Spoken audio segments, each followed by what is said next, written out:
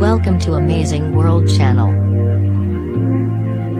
US President Donald Trump praised Turkish President Recep Tayyip Erdogan as a friend who gets high marks for running a very difficult part of the world.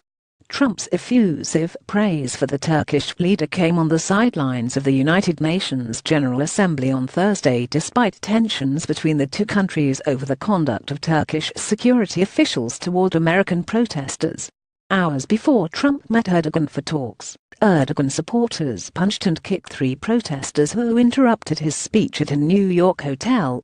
Erdogan was addressing several hundred people at an event organized by a business group, the Turkish-American National Steering Committee, when one man stood and began shouting, "Terrorist, terrorist, Voice of America." TV footage shows audience members pummeling him as U.S. security officers tried to hustle him to safety.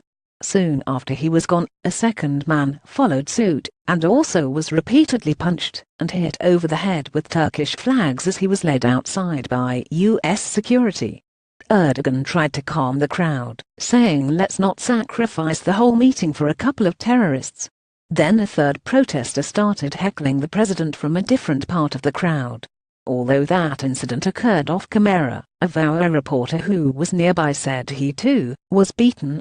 This was the second time this year that protesters in America have been assaulted by Erdogan supporters. In past months, 21 people, many of whom were members of the Turkish ambassador's security detail, were indicted for allegedly attacking protesters outside the Turkish embassy in Washington in May. All were charged with conspiracy to commit a crime of violence, a felony punishable by a maximum of 15 years in prison. Several face additional charges of assault with a deadly weapon. Erdogan watched violent clash near embassy in May. The brawl erupted outside the residence of Turkey's ambassador to Washington shortly after Trump met with Erdogan at the White House. Video of the protest recorded by VOA's Turkish service, showing what appear to be security guards and some Erdogan supporters attacking a small group of demonstrators, went viral. Erdogan said in a PBS interview that he was very sorry for the violence in May.